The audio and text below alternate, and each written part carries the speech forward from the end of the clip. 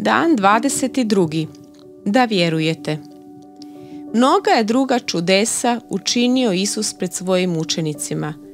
Ona nisu opisana u ovoj knjizi, a ova su opisana da trajno vjerujete da je Isus Mesija, Sin Božji, te da vjerujući imate život po njemu. Ivan 20, 30-31.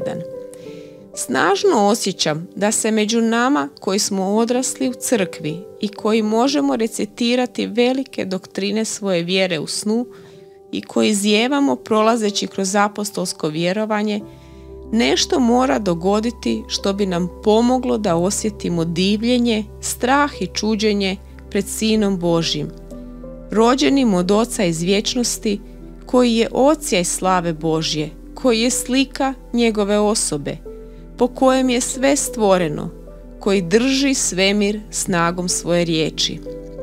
Možete pročitati sve bajke ikad napisane, svaki misterij i triler, svaku priču o duhovima i nikad nećete pronaći nešto tako šokantno, čudno i očaravajuće kao priču o utjelovljenju Sina Božjeg.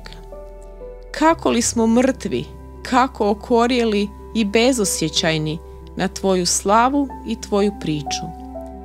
Kako sam se često morao pokajati i reći: Bože, žao mi je što priče koje su ljudi izmislili bude moje emocije, moje divljenje, čuđenje i radost, više nego tvoja istinita priča. Možda nam veliki znanstveno-fantastični filmovi našeg doba mogu barem u ovome pomoći. Mogu nas poniziti i dovesti do pokajanja, pokazujući nam da smo stvarno sposobni za neko čuđenje i divljenje koje tako rijetko osjećamo kad razmišljamo o vječnom Bogu i kozmičkom Kristu, te pravom živom dodiru između njih i nas u Isusu iz Nazareta. Kad je Isus rekao: ja sam se zato rodio i zato došao na svijet, Ivan 18:37, rekao je nešto jednako ludo, čudno i jezivo kao i bilo koja druga izjava u znanstvenoj fantastici koju ste ikad pročitali. O, kako se molim za proboj Duha Svetog za mene i za vas, da iskusim Svetog Duha na zastrašujući način, kako bi me probudio za nezamislivo Božje stvarnosti.